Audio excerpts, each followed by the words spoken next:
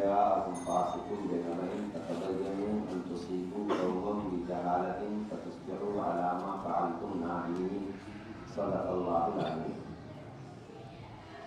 محترم حضرات علماء کرام اور عزیز طلباء، آپ کے اس مدرسے میں ہماری حاضری دوسری بات ہوئی ہے اور مدرسے کی علمی سرگرمیاں ہمارے علم میں ہیں اور اس طرح کے ماحول میں پہنچ کر خود بھی دل و دماغ کو تازگی ملتی ہے۔ آپ کے محترم صاحب نے فرمایا کہ میں کیونکہ یہاں افتا کے طلباء ہیں، دورے کے طلباء ہیں، مشکلات کے طلباء ہیں، تو حدیث پر حکم لگانا، حدیث کا درجہ معلوم کرنے کا طریقہ، اس پر تھوڑی سی گفتگو کریں۔ یہ چیز ایسی ہے کہ ہر عالم کی ضرورت ہے۔ منبر پر خطیب جو خطبہ دیتا ہے اس کے لیے بھی ضروری ہے کہ ثابت صحیح احادیث بیان کرے، ضعیف موضوع روایات سے پرہیز کرے یا ضعیف روایات بیان اتنی ہی کرے جتنی کی گنجائش ہے۔ اسی طرح دعوت اسلامی کا فریضہ انجام دینے والے لوگوں کی بھی یہ ضرورت ہے۔ ہر عالم، ہر مضمون نگار، کالم نگار، محقق، مصنف، داعی، مقرر، خطیب کی ضرورت ہے۔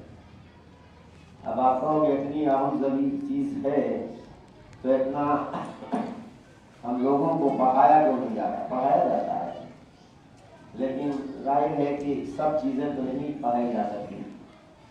اسی وجہ سے بعض کتابیں بھی مفید کتابیں تصنیف کی گئی ہیں، اور یہ انسان کی نفس سعادت اور نیکبختی کی بات ہوتی ہے کہ اس کو صحیح کتاب کی رہنمائی ہو جائے۔ کتابیں تو بہت لکھی جاتی ہیں، آدمی پڑھتا ہے، بات گزشتہ ہے، لیکن پڑھتے پڑھتے اس کو بعض ایسی کتاب کی رہنمائی حاصل ہو جاتی ہے، وہاں ایسی کتاب پر پہنچ جاتا ہے کہ اس کے ذہنوں میں جو کچھ خلجان اشکالات ہوتے ہیں وہ ختم ہو جاتے ہیں۔ حدیث کے سلسلے میں سب سے پہلے احادیث جو ہیں حجت شرعیہ ہیں۔ حجت قرآن کریم کے بعد نبی پاک صلی اللہ علیہ وسلم کی احادیث یہ حجت ہے۔ البتہ قرآن کریم تو امت کے آخری طبقے تک تواتر کے ساتھ پہنچا اور اس کا اللہ نے انتظام کیا کہ تواتر کے ساتھ امت کے آخری طبقے تک قرآن کریم پہنچا ہے اور پہنچے گا۔ احادیث نبی پاک صلی اللہ علیہ وسلم کی احادیث جو ہے، جو قرآن کا بیان ہے، شرح ہے، اس کے درجات مختلف ہیں۔ کچھ تو تواتر کے ساتھ، اور تواتر بھی لفظی تواتر تو شاید ایک آدھی حدیث ہے، جیسے من کذب علی متعمدا فلیتبوأ مقعدہ من النار کے بارے میں ابن صلاح نے کہا کہ اس کے بارے میں دعویٰ اگر کیا جائے تو ہو سکتا ہے، ورنہ تو متواتر کی لفظ بہت کم ہے۔ اور ہاں، معنوی اعتبار سے متواتر اچھی خاصی ہے۔ نماز کا حکم ہے اقیموا الصلاۃ اقیموا الصلاۃ۔ اب نماز کتنے وقت پڑھی جائے گی، کتنی نمازیں ہیں، تو نمازوں کی تعداد 5 ہے۔ یہ عملی تواتر سے امت تک پہنچا ہوا ہے۔ اگر کوئی انکار کرے گا اس تواتر کا اور کہے گا کہ صاحب نہیں، نماز 4 ہی ہیں، 3 ہی ہیں، تو وہ کافر ہو جائے گا۔ یہ تواتر کے ساتھ اسی طریقے سے رکعات نماز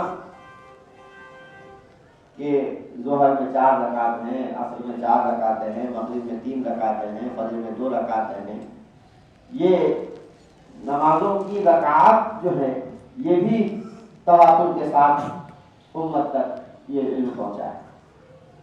اس کے علاوہ نماز کی کیفیت، جو ارکان ہیں نماز کے وہ بھی متواتر ہیں، البتہ کچھ جزوی احکام مسائل کے اندر اختلاف ہے، ان میں احادیث معلوم ہوئی ہیں، کسی کے نزدیک یہ حدیث راجح ہے، کسی کے نزدیک یہ حدیث راجح ہے۔ وہ زیادہ تر اخبار احاد، دین کے تمام شعبوں سے متعلق جو احادیث مروی ہیں وہ زیادہ تر کیا ہے؟ خبر واحد۔ اب آپ پڑھے ہوئے ہیں خبر واحد ایک مشہور ہے، عزیز ہے، غریب ہے، یہ سب پڑھ رکھے آپ نے، مشہور، عزیز، غریب، یہ سب اخبار احاد۔ مشہور کے سلسلے میں اتنی تھوڑی سی وضاحت ہے کہ فقہاء و اصولیین کے یہاں مشہور کی اصطلاح تھوڑا الگ معنی میں ہے، محدثین کے یہاں مشہور کی اصطلاح کا الگ معنی ہے۔ محدثین کے اعتبار سے تو مشہور جو ہے وہ خبر واحد میں آتی ہے، لیکن فقہاء اور اصولیین کے نزدیک مشہور جو ہے متواتر جیسی ہے، متواتر تو نہیں ہے لیکن من وجہ متواتر، من وجہ خبر واحد، دونوں جہت اس کے اندر پائی جاتی ہے۔ اور اس کی تعریف وہ یہ کرتے ہیں، متواتر کی تو آپ کو معلوم ہی ہے کہ ہر زمانے میں اتنی بڑی تعداد اس کو بیان کرنے اور روایت کرنے والوں کی ہو کہ جن کا جھوٹ پر اتفاق کرنا یا اتفاقی طور پر بائی چانس جھوٹ کا ثابت ہو جانا عقل انسانی معاف کرا دیتی ہے، اسی کو تو کہتے ہیں۔ اور فقہاء و اصولیین مشہور کی تعریف یہ کرتے ہیں کہ طبقہ صحابہ میں تو یہ تعداد نہ ہو، طبقہ صحابہ میں تو 2-1 صحابی ہیں، زیادہ صحابی نہیں، لیکن طبقہ صحابہ کے بعد ہر دور میں اتنی کثیر تعداد ہو گئی کہ جو متواتر کے لیے درکار ہوتی ہے، چنانچہ وہ متواتر ہوتی ہے۔ تو تمام طبقات میں تواتر ہوتا ہے، صرف طبقہ صحابہ میں یہ تواتر نہیں ہوتا۔ تو طبقہ صحابہ تو ویسے بھی صحابہ تو کلہم موجود، کوئی زیادہ فرق نہیں پڑتا، لیکن فرق مراتب تو کرنا پڑے گا نا۔ اس حدیث میں جو طبقہ صحابہ میں بھی متواتر ہے، کثیر تعداد اس کو بیان کرنے والی ہے، اور اس میں کہ طبقہ صحابہ میں اتنی بڑی تعداد نہیں ہے، فرق تو کرنا پڑے گا۔ اس فرق کو کرنے کے لیے حضرات فقہاء اور اصولیین اس کو مشہور کا نام دیتے ہیں اور کہتے ہیں کہ خبر متواتر تو مفید علم ہوتی ہے، اور مشہور جو ہے وہ مفید علم تمانیت ہوتی ہے۔ وہ تعلیم میں پڑھا آپ نے، مفید علم تمانیت۔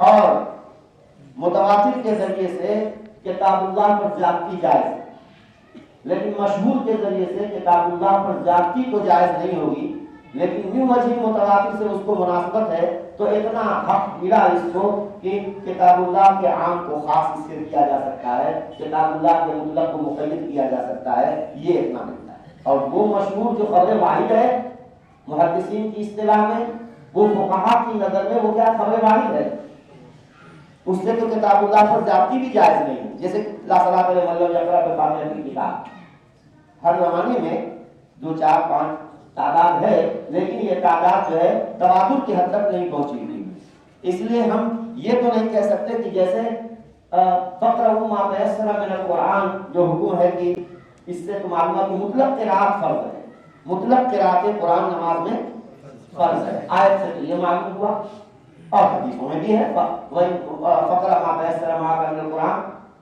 تو مطلق قرأت تو فرض ہے۔ اب یہ لا صلاۃ علی من لم یقرأ بفاتحۃ الکتاب، اس جو صحیح حدیثیں ہیں لیکن اخبار احاد ہیں، دیگر محدثین اور فقہاء کے یہاں تو یہ ہے کہ اس کی وجہ سے اس کو مقید کر دیا جائے گا، اور کتاب اور سورہ فاتحہ کے پڑھنے کو بھی وہ فرض قرار دیتے ہیں۔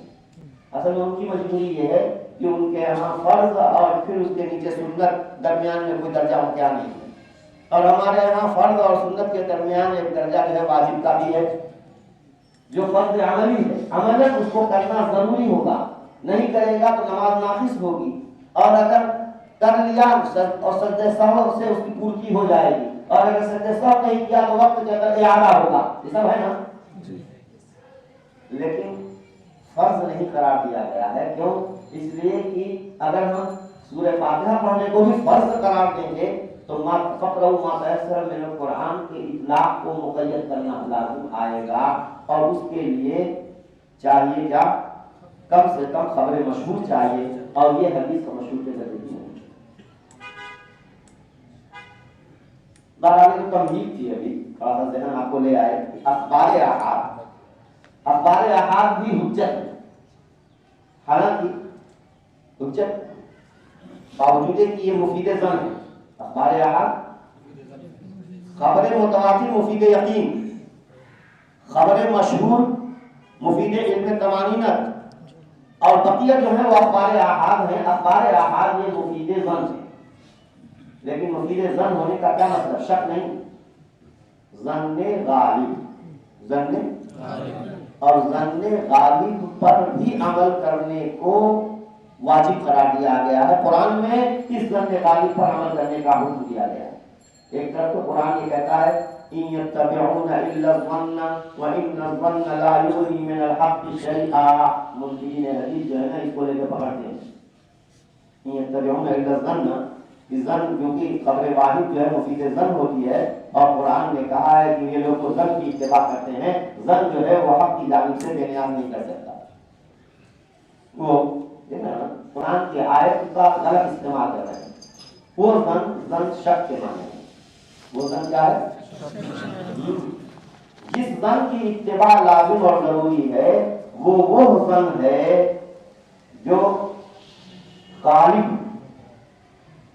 جس میں کیا ہے؟ شک نہیں بلکہ جانب وقوع کا گمان غالب ہو جاتا ہے۔ وہ کیسے؟ جیسے قرآن پاک میں حکم دیا گیا، امام شافعی رحمۃ اللہ علیہ نے ایک منکر حدیث کے سوال کا جواب دیتے ہوئے یہی کہا تھا کہ کیا ظن کی اتباع کر اس کو کیسے لازم کر کہا؟ اس وجہ سے کہ قرآن نے کہا کہاں کہا دیکھو قرآن کہتا ہے وَأَشْهِدُوا ذَوَيْ عَدْلٍ مِّنكُمْ، دو عادل شخص کو گواہ بنا لو۔ قرآن کہتا ہے وَاسْتَشْهِدُوا شَهِيدَيْنِ مِن رِجَالِكُمْ، مردوں میں سے دو شخص کو گواہ بنا لو۔ تو دو عادل شخص اگر گواہی دیتے ہیں قاضی کے سامنے تو قاضی ان کی گواہی کی بنیاد پر یہاں تک فیصلہ کر سکتا ہے کہ اگر کسی کے بارے میں ان دو گواہوں نے یہ گواہی دی کہ اس نے قتل کیا ہے فلاں کو، تو اس کے قتل کو ثابت مان کر کے قصاص میں قاضی اس مشہود علیہ کو قتل کرائے گا۔ حالانکہ ان دونوں گواہوں کی گواہی میں یہ احتمال ہے کہ انہوں نے مل کر کے اس کی جان لینے کے لیے طے کر لیا ہو، آپس کے ساتھ بات، تو یہ احتمال ہے نا۔ اچھا چلو مان لا کہ بھائی نہیں، وہ مل کر کے اس کی جان کے دشمن نہیں ہے، غلط فہمی بھی تو ہو سکتی ہے ان کو۔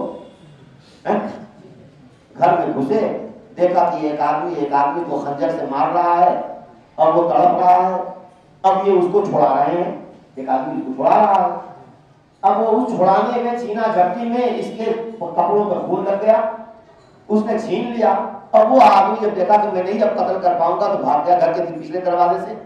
اتنے میں دو آدمی جیسے گاڑی ٹوپی اور پگڑی والے بیچارے نیک آدمی آئے، دیکھا کہ صاحب ایک آدمی تڑپ رہا ہے، خون میں لت پت ہے، اس کے سامنے ایک آدمی خنجر لیے بیٹھ کھڑا ہے اور اس کے منہ پر جو ہے گھبراہٹ کے آثار موجود ہیں، کپڑوں پر خون کے چھینٹے ہیں، کھاگا ہوا کافی، پکڑ لیں گے اس کو؟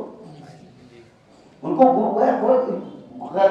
بالکل اپنے حساب سے وہ یہی سمجھیں کہ یہ قاتل ہے، چنانچہ انہوں نے گواہی دے دی، اور حال یہ ہے کہ یہ بیچارہ تو بچا رہا تھا اور اصل قاتل تو بھاگ گیا، جس کو ان لوگوں نے دیکھا نہیں۔ یہ احتمال ہے نا۔ اس احتمال کے باوجود بھی اگر یہ دو عادل شخص اس کے خلاف گواہی دیں تو قاضی تو بھائی ظاہر کے مطابق عمل کرنے کا پابند ہے اور اس کے خون اور اس کی جان کے قصاص میں قتل کرانے کا فیصلہ قاضی کر سکتا ہے۔ حالانکہ یہ فیصلہ خون کا فیصلہ ہے اور امر ضمنی پر مبنی ہے، لیکن اگر اس پر بھی نہیں کیا جائے گا تو لوگوں کے فیصلے ہو ہی نہیں پائیں گے، لوگوں کو قتل کرتے پھریں گے، ثابت ہی نہیں ہو پائے گا۔ جیسے آج کل کورٹ اور کچہری میں معمولی چیز کو شبہ دے کر کے جو ہے جو اصل مجرم ہوتا ہے اس کو لوگ بچا دیتے ہیں اور نردوش کو جو ہے دوش بنا دیتے ہیں، نردوش پر جو ہے اس کا الزام لگا دیتے ہیں، بیچارہ پھنس جاتا ہے، دوسرا آدمی پھنس جاتا ہے، پھانسی تک ہو جاتی ہے حالانکہ وہ نردوش ہوتا ہے۔ بہرحال تو قرآن کریم نے ظن غالب پر عمل کرنے کو واجب قرار دیا ہے. معلوم ہو گیا نا؟ اسی بنیاد پر اخبار آحاد جتنی ہیں یہ جو بھی مفید علم ظن ہیں، اگر ان کے معارض کوئی دلیل اقوا نہیں ہے تو وہ واجب العمل ہے، اگر وہ ثقات ضابطین کے ذریعے سے نقل ہو کر کے آئے. بس اصل مین چیز کیا ہوتی ہے؟ جس بات کی خبر دینے والا شخص ہے وہ عادل ہونا چاہیے، فاسق نہیں ہونا چاہیے. اگر فاسق کسی بات کی خبر دے تو اس کی خبر کی مزید اور ذرائع سے تحقیق کرنی ہوگی کہ وہ بات میں سچا ہے یا نہیں ہے. مزید دوسرے ذرائع سے اس کا سچا ہونا ثابت و واضح ہو جائے تو اس پر عمل کیا جا سکتا ہے. اس کے فاسق ہونے کی بنیاد پر صرف اس کی خبر پر اعتماد نہیں کیا جائے گا. یہ قرآن کریم کی جو آیت میں نے پڑھی ہے اسے معلوم یہ ہوا کہ قرآن کے اس آیت سے معلوم ہوا کہ مخبر کا صادق ہونا چاہیے. صادق ہونے کے لیے تجربے میں دو چیزیں، ایک تو یہ کہ وہ دیندار ہو، ایک تو یہ ہے کہ وہ کیا ہو؟ دیندار ہو. اور دوسری چیز یہ ہے کہ کیونکہ یقیندار ہوگا تو اللہ کا ڈر ہوگا، اور اللہ کا ڈر ہی مین چیز ہے انسان کو بچانے کے لیے، انسان کو تھامنے کے لیے. اور دوسری چیز ہوتی ہے یہ کہ اس کا حافظہ ذہن ٹھیک ہو، حافظہ خراب نہ ہو، غلط ہی نہ کرتا ہو. تو اس کا بھی معیار صحابہ نے یہ مقرر کیا ہے بھائی ایک ہی بات کو اور لوگ بھی روایت کرتے ہیں، یہ بھی روایت کرتا ہے، اب دیکھ لو اگر یہ ان لوگوں کی روایت کے موافق اس کی بات ہے تو اس کا مطلب کہ یہ آدمی کا حافظہ اچھا ہے، اور اگر ان کی عموماً یہ ان کے خلاف روایت کرتا ہو تو یہ علامت ہے اس بات کی کہ اس کا حافظہ صحیح نہیں ہے یا اس کا قوم صحیح نہیں خطا کرتا ہے. اہم چیز کیا چیز ہوئی؟ کسی بھی بات کے مخبر کی خبر کی کو جانچنے کے لیے مخبر کی دینی حالت اور علمی حالت کا جائزہ لینا یہ ضروری ہے. اس فتبینوا کے اندر کے بین السطور میں یہ چیز مضمر شامل ہے. اب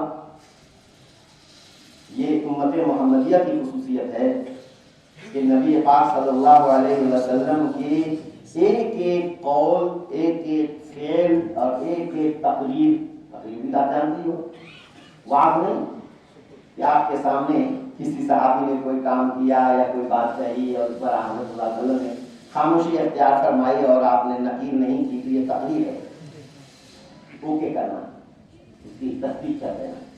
تو یہ بھی حضرت صلی اللہ علیہ وسلم کا فعل بھی ہے. تو حضرت صلی اللہ علیہ وسلم کے اقوال، افعال، تقریرات یہ سب کے سب جو ہیں یہ حجت ہیں اور اس کو بیان القرآن کہا گیا ہے. اس کو کیا کہا گیا ہے؟ بیان القرآن کہا گیا ہے. البتہ اس کے ہم تک ایک تو یہ ہے کہ براہ راست کوئی نبی صلی اللہ علیہ وسلم کی زبان سے سن رہا ہے تو اس کے لیے تو وہ قبیل ہے. اس کے لیے تو چاہے قرآن کی آیت سنے آپ کے منہ سے یا قرآن کے علاوہ کوئی اور بات سنے آپ کے منہ سے، دونوں اس کے لیے برابر ہیں. اس کے لیے یہ کہہ دیا گیا کہ ما کان للمؤمن ولا مؤمنۃ اذا قضى الله ورسوله امرا ان يكون لهم الخيرة من امرهم، کہ اللہ کے رسول نے اگر کوئی فیصلہ کر دیا تو کسی مومن مرد اور عورت کو اس میں اپنا اختیار چلانے کی گنجائش نہیں ہے. تو معلوم ہو گیا نا کہ نبی صلی اللہ علیہ وسلم کی اپنے طور پر اگر آپ نے کوئی بات کہی تو نبی اپنے طور پر کوئی بات کہتا ہی نہیں. اللہ نے ضمانت دے لی ہے وما ينطق عن الهوى ان هو الا وحی یوحی. اور اللہ تبارک و تعالیٰ نے یہ بھی کہہ دیا کہ جو بھی یہ بیان کرتا ہے وہ سمجھو کہ ہماری طرف سے ہے. اور بعض باتیں تو قرآن میں ایک دم نہیں ہے. نبی کوئی بات کہتا ہے اور دور تک قرآن میں کہیں اس کا ذکر نہیں ہے، لیکن قرآن نے اس کو ایک عام الفاظ میں نبی صلی اللہ علیہ وسلم کو اختیار دے دیا ہے، ما آتاکم الرسول فخذوہ وما نہاکم عنہ فانتہوا. اس عام لفظ میں اب جو بھی نبی پاک صلی اللہ علیہ وسلم فرمائیں گے تو بات کرنے کو، کام کرنے کو کہیں گے، وہ سب واجب العمل واجب الاتباع ہوگا. اطیعوا اللہ واطیعوا الرسول انہیں جگہ پر فرمایا. تو اب نبی کریم صلی اللہ علیہ وسلم سے ہم تک نقل ہو کر جو حدیثیں آتی ہیں اخبار آحاد کے طور پر، تو ان ذرائع کو دیکھنا ضروری ہوگا پہلے نمبر پر کہ وہ دینی اعتبار سے اور علمی اعتبار سے ان کی کیا پوزیشن ہے، ان کی خبر پر اعتماد کیا جا سکتا ہے یا نہیں۔ دینی اعتبار سے اگر آدمی ٹھیک ہے تو وہ عادل ہے، اور علمی اعتبار سے اگر آدمی ٹھیک ہے تو وہ ضابط ہے۔ عادل اور ضابط دونوں وصف کے جامع کو کہا جاتا ہے ثقہ۔ عادل اور ضابط دونوں وصف کے جامع کو کیا کہا جاتا ہے؟ ثقہ ہونا چاہیے۔ اب یہ جب جانیں گے، آپ راوی کو تحقیق کریں گے، تو اس کے لیے اللہ تبارک و تعالیٰ نے امت مسلمہ کے افراد کو جرح و تعدیل کا فن ایجاد کرنے کی توفیق عطا فرمائی۔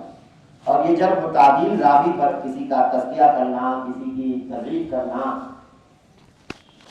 دین کی غرض سے ہے، اس لیے اس کو جائز قرار دیا گیا۔ مطلب جو غیبت ہے، اگر برائی کسی کی بیان کی جائے گی تو کسی کی برائی اس کی پیٹھ پیچھے بیان کی جائے گی تو غیبت ہے نا۔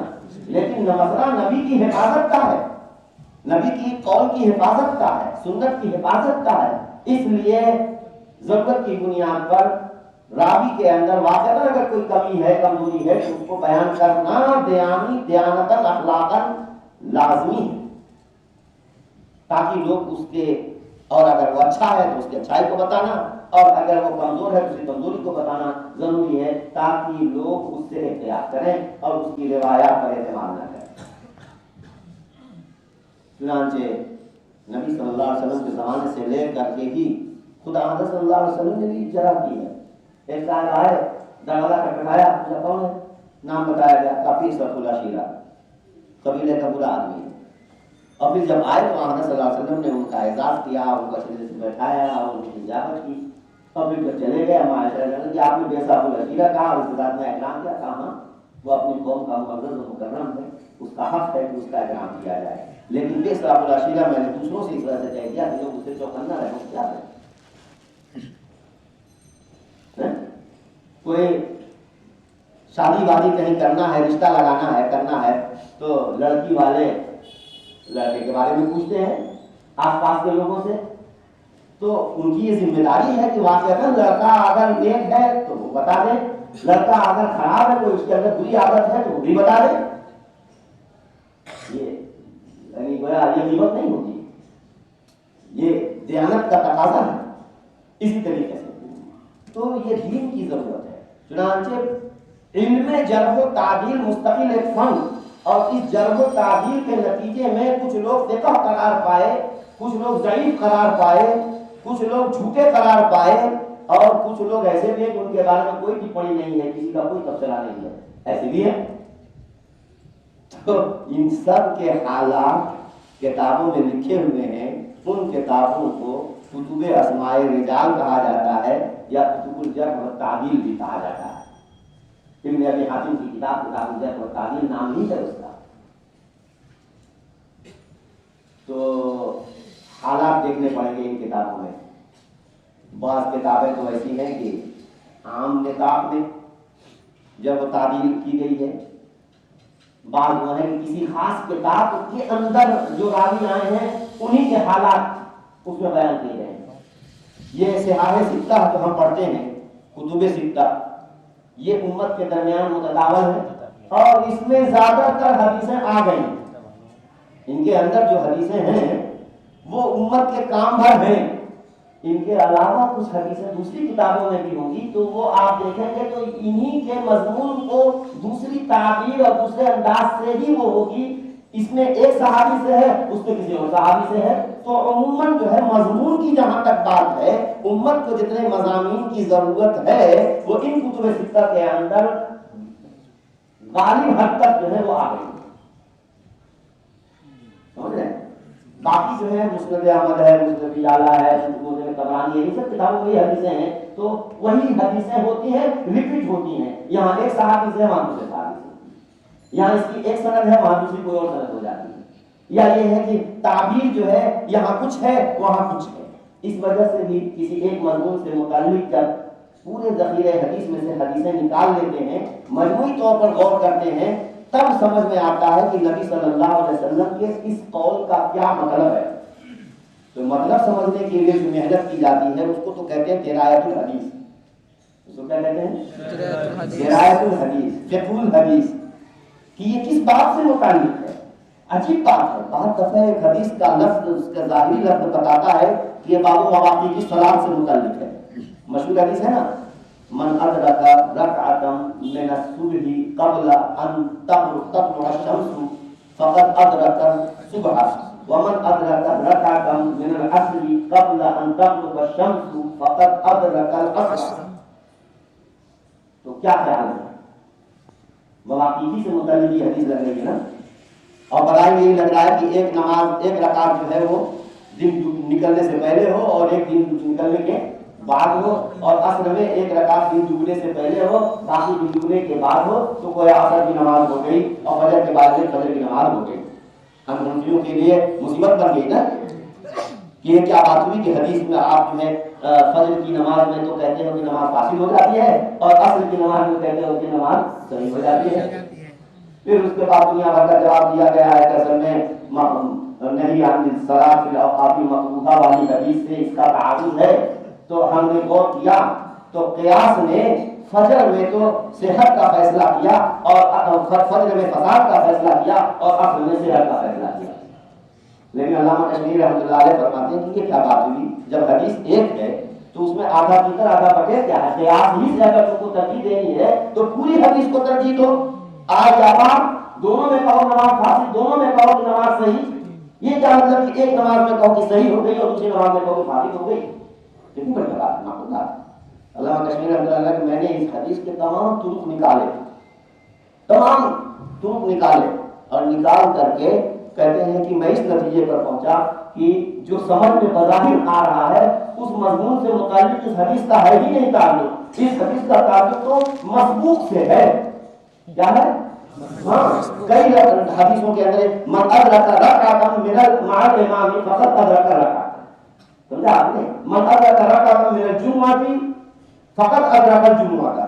دیکھو جمعہ کی نماز میں آپ آئے، ایک رکعت ہو گئی، دوسری رکعت میں ملے تو آپ نے جمعہ پا لیا. کا مطلب یہ ہے کہ امام کے سلام پھیرنے کے بعد جمعہ آپ مکمل کریں گے. 4 رکعت 3 رکعت نہیں پڑھیں گے، ایک ہی رکعت پڑھیں گے جمعہ کے وقت.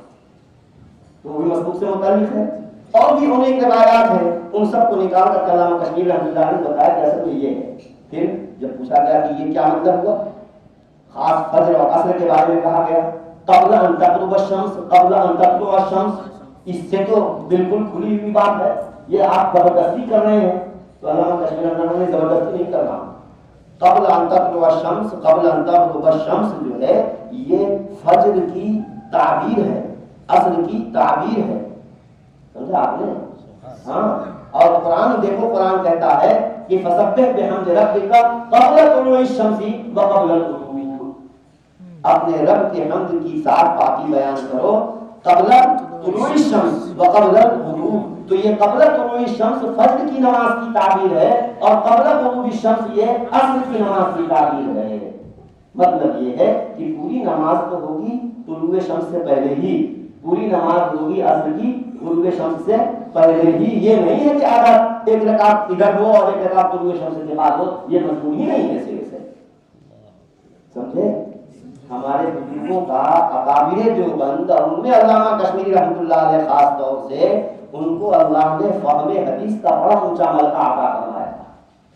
حضرت علامہ کشمیری کے ملفوظات میں یہ بات شامل ہے کہ حافظ ابن حجر عسقلانی کو تو اللہ تعالی نے طرق الفاظ پر وسیع نظر عطا فرمائی. ایک حدیث مختلف طرق سے کتنی سندوں سے مرتی ہے، ان کی کیا تعبیر، کیا الفاظ ہیں، اس پر ان کو اطلاع اور واقفیت ہے. لیکن ان مختلف طرق اور الفاظ کے درمیان میں سے منشأ شارع کی نشاندہی اور منشأ شارع تک پہنچ جانے کا ملکہ اللہ نے مجھے دیا اور اس کا ہمیں تجربہ ہے. ہم علامہ کشمیری رحمۃ اللہ علیہ کے عبادات کو جمع کرتے ہیں اور پھر ان کو طرق وغیرہ الفاظ کو جمع کر کے پھر الفاظ کو جب موازنہ کرتے ہیں تو طبیعت نظر حیرت کی انتہا نہیں رہتی کہ کمال ہے علامہ کشمیری کے علم کا کہ ان سارے طرق کے درمیان سے بالکل وہی نتیجہ نکلتا ہے جو علامہ نے نکالا ہے. کئی جگہ پر بہرحال تمہیں بہت گیا، درایت میں چلا گیا، کیا بتاؤں. اب میں آ رہا تھا اس پر کہ رجال اسماء رجال عموماً یہ اسماء رجال کی کتابوں کی مراجعت ضروری ہے. میں کہتا ہوں کہ جب اسماء رجال کی کتاب دیکھنے کے لیے مثلا محمد بن اسحاق کا حال آپ دیکھو گے سند میں آیا تو کہیں بڑا ڈفرینس ملے گا, اتنا فرق ملے گا زمین آسمان کا فرق ہوگا. امام مالک رحمۃ اللہ علیہ فرماتے ہیں دجال من الدجاجلہ اس محمد بن اسحاق کے بارے میں, اور اسی محمد بن اسحاق کے بارے میں امام شعبہ فرماتے ہیں امیر المومنین فی الحدیث. بتاؤ, اور ایسا تو بہت پاؤ گے کہ ایک ہی راوی کو یہ عالم ناقد مثلا کہتا ہے ثقۃ, امام بخاری علی بن مدینی امام تو علی بن مدینی مثلا کہتے ہیں ثقۃ, یحییٰ بن معین نہیں کہتے ہیں ضعیف لا یحتج. اکثر بہت زیادہ اختلاف راویوں کے سلسلے میں اکثر آپ دیکھیں گے, چنانچہ تہذیب التہذیب دیکھ لیجیے, تہذیب الکمال دیکھ لیجیے, جو آپ اسماء الرجال کی کتابیں دیکھیں گے تو اس میں مختلف لوگوں کے اقوال راوی ائمہ جرح و تعدیل کی نگاہ میں کیسا ہے تو اکثر آپ کو متعارض اور متضاد اقوال ملیں گے. اب جب یہ صورتحال ہوگی تو پریشان ہوں گے کہ نہیں ہوں گے بتائیے. کبھی کسی کی جلالت علمی سے متاثر ہو جائیں گے تو اسی کی بات مان لیں گے. مثلا امام مالک کی بات مان لیں گے تو کہیں گے یہ تو بہت ہی برا آدمی ہے, اس کی کوئی حدیث قبول نہ کرو. شعبہ سے آپ متاثر ہیں تو آپ ان کی بات سے آپ متاثر ہو کر کے امیر المومنین فی الحدیث اس کے طریق سے آئی ہوئی حدیث کو ایک دم صحیح کا درجہ دے دیں گے, ہوگا نا. اعتدال خود قائم ہو کر پانا اور ان متعارض اقوال میں سے کیا ہم کریں, کیا موقف ہمارا ہونا چاہیے, اس وقت پریشانی ہوگی. باحث جو نتیجہ نکالے گا اس میں بڑی پریشانی ہو جائے گی. بلکہ کبھی ایسا ہوگا کہ آج میں نے اس راوی کو دیکھا تو میرا ذہن گیا کہ اس کو ثقہ کہنا چاہیے. کل پھر کچھ دنوں کے بعد پھر میں نے اسی راوی کو دیکھا اسی کتاب کے اندر تو میرا ذہن کہے گا کہ نہیں یار یہ ضعیف ہونا چاہیے. آپ کو خالی ہماری بات نہیں ہے, بڑے بڑے لوگوں کو ایسا دھوکہ لگا ہے.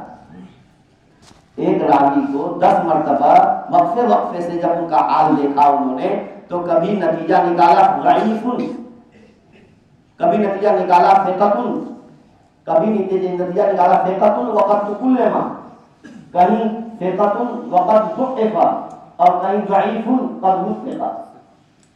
عجیب عجیب تعبیریں ہیں. حافظ حیثمی رحمۃ اللہ علیہ نے مجموع الزوائد میں ایک کام کیا ہے, سند حذف کر کے ایک ایک راوی کے حالات کو دیکھا.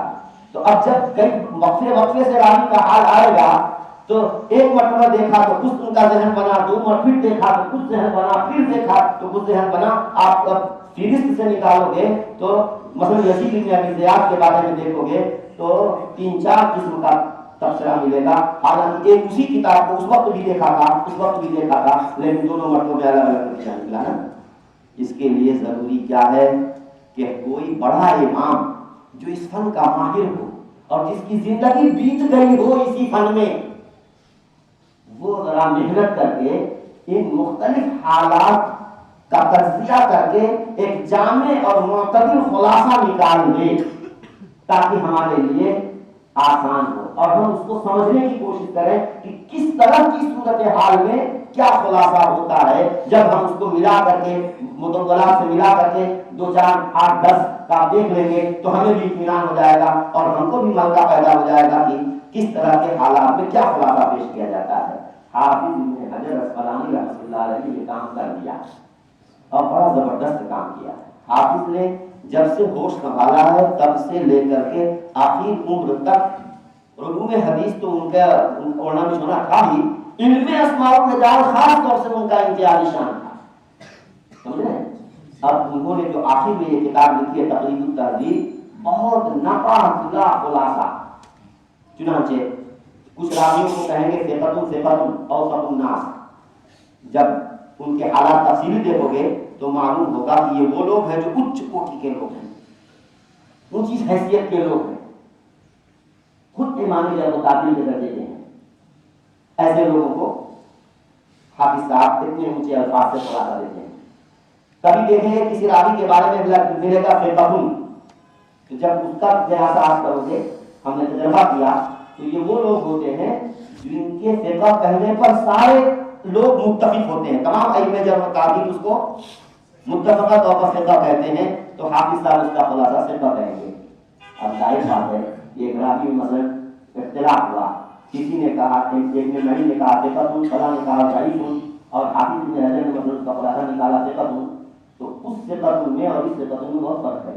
وہ فقہ بہت ہلکے درجے کا ہوگا جو اس کے مقابلے میں تضعیف ہے، اور حافظ صاحب فقہ اسی وقت کہیں گے جب کہ وہ راوی متفق علیہ طور پر فقہ ہوگا۔ فرق آگے سمجھا ہے نا؟ تو ہم یہ نہیں کہیں گے کہ فلاں کی بات انہوں نے لے لی اور فلاں کی بات چھوڑ دی، نہیں، حافظ صاحب فقہ کسی کو اسی وقت کہیں گے جب کہ وہ راوی واقعتاً سب کے درمیان متفق علیہ فقہ ہو۔ اور اگر کوئی راوی ایسا بھی ہوتا ہے کہ سب لوگ تو اس کو فقہ کہتے ہیں لیکن ایک کا دکا نے کچھ کلام کیا ہے لیکن اس کا کوئی اثر نہیں ظاہر ہوتا، تو قاعدے کے اعتبار سے کیا ہوگا؟ فقہ ہی ہوگا۔ لیکن چونکہ حافظ صاحب انصاف کرنا چاہتے ہیں، جامعیت پیش نظر ہے ان کے، تو اگر کسی بڑے امام نے تھوڑا سا اختلاف کیا ہے، اگرچہ وہ اختلاف مؤثر نہیں ہے لیکن پھر بھی اس کو ظاہر کرنے کے لیے اب فقہ کا لفظ نہیں بولتے ہیں بلکہ صدوق کا لفظ بول دیتے ہیں۔ جس راوی کے آگے صرف صدوق یا لا بأس بھی ہو تو یقین مانو کہ وہ میڈیم درجے کا ثقہ ہے، یعنی مطلب وہ بھی صحیح کا راوی ہے، وہ بھی کیا ہے؟ صحیح کا راوی۔ اور اگر راوی ایسا ہوا کہ مختلف بھی ہے، لڑائی ہے کانٹے کی، کوئی تفسیر کرتا ہے کوئی تردید کرتا ہے اور سب دونوں طرف بڑے بڑے لوگ ہیں، تو اگر کوئی راوی ایسا مختلف بھی ہوتا ہے تو اس کا خلاصہ نکالتے وقت صدوق یہیم، صدوق پلس کچھ لگا دیں گے، صدوق یہیم، صدوق یکتے، صدوق لہو عام، صدوق تشیع یعنی بدعت وغیرہ کی بات، صدوق تشیع، صدوق فی ربش کان یمیر الرجاء، صدوق پلس کوئی عیب۔ اگر صدوق کے بعد کوئی عیب لگا ہوا ہو تو سمجھو کہ یہ میڈیم درجے کا حسن لذاتی کا راوی ہے، میڈیم درجے کا حسن لذاتی قرار۔ ہاں، بہت دفعہ ایسا بھی ہوتا ہے کہ راوی کو کچھ بھی حال نہیں ہے، اس کا کہیں بھی مستور ہے، یا یہ کہ مجبور جو آپ جانتے ہیں کہ اس سے روایت کرنے والا ایک ہی آدمی ہو، ایک ہی شاگرد اس کا ہے، تو اس کو کیا کہتے ہیں؟ مجبور۔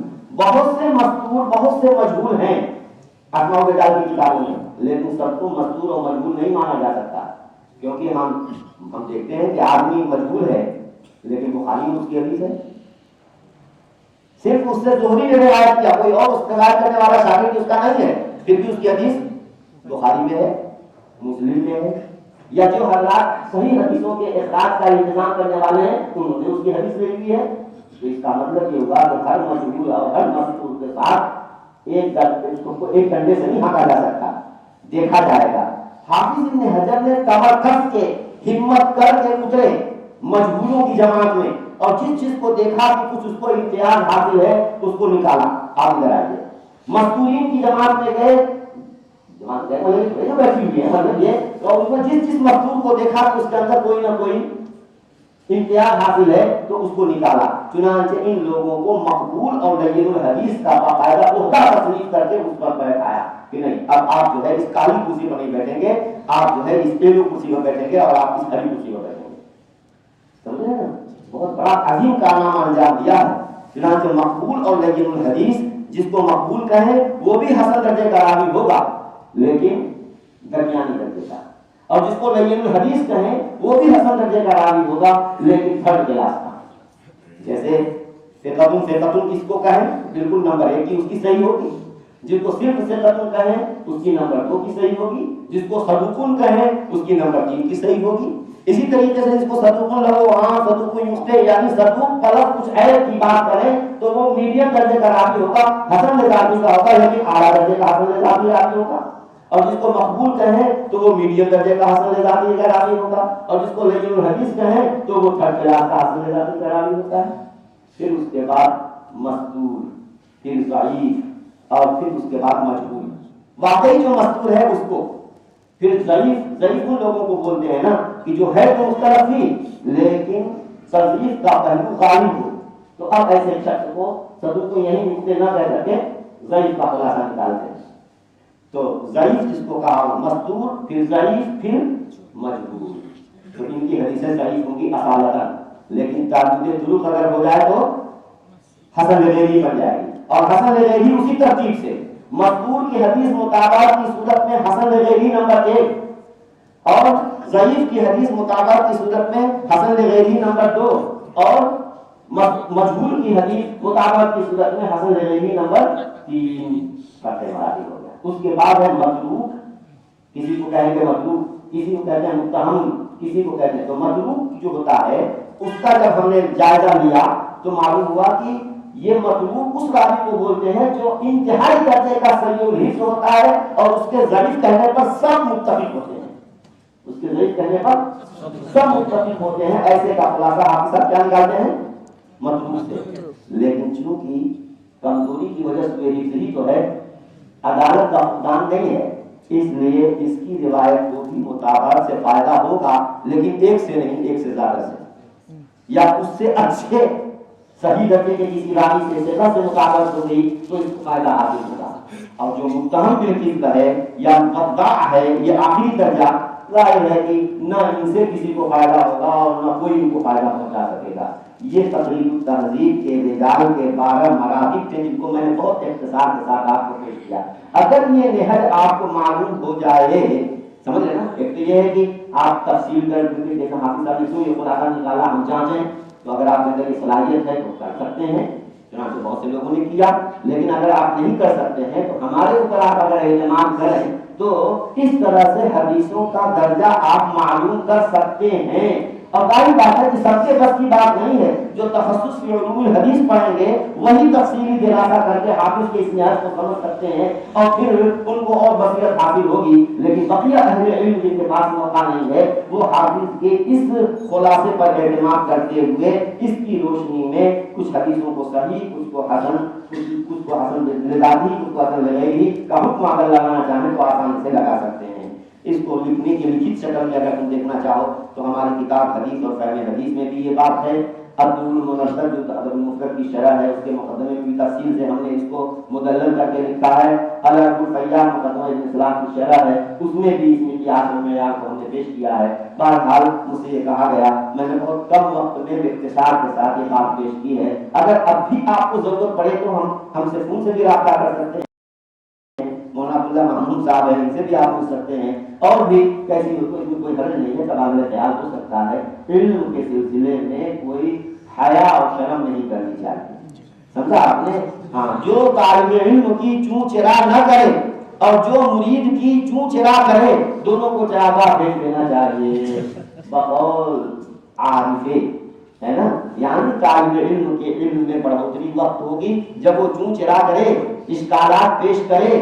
کیونکہ فَاسْأَلُوا أَهْلَ الذِّكْرِ إِن كُنتُمْ لَا تَعْلَمُونَ، اگر تمہیں تسلی اطمینان چاہیے تو مناقشہ کرنا ہوگا، اس سے آپ کو ہٹنا نہیں چاہیے. سمجھ رہے نا، جب تک کہ آپ کو تسلی نہ ہو جائے. اور مرید بھائی اگر کسی بزرگ سے شیخ سے بیعت ہو گیا ہے تو بھائی بغیر سجادہ رنگی کن گرد پیرے مقام گوید کہ صالح بے خبر نبوت زراع و رسم منزل ہا. کہ اگر آپ کسی شیخ سے کے ہاتھ میں ہاتھ دے کر توبہ آپ نے کر لی ہے تو اگر وہ کہے کہ بھائی اپنا مسلح شراب سے رنگ دے تو رنگ دے، مت پوچھ کیوں، وہ شیخ جانے. سمجھ رہے ہیں نا؟ ہاں، تو شیخ جو کہے اس پر عمل کرنا ہے، سمجھا آپ نے. لیکن استاد کے معاملے میں یہ ہے کہ طالب علم جب آپ ہیں تو جب تک ہر بات پر آپ کو جب تک اطمینان نہ ہو جائے آپ مناقشہ کیجیے، استاد فتویٰ نہیں دے گا. استاد تو حریص علیکم بالمؤمنین رؤوف رحیم ہوتا ہے، یعنی کا مذہب ہونا چاہیے. جیسے نبی پاک صلی اللہ علیہ وسلم انتہائی شفیق تھے، استاد بھی نائب نبوت کی حیثیت سے خدمت انجام دے رہا ہے. جتنی مرتبہ آپ کو پوچھنا ہو آپ اپنے استاد سے پوچھیے، یہاں تک کہ آپ کو اطمینان حاصل ہو جائے. اللہ تبارک و تعالی ہم سب کو اطمینان عطا فرمائے.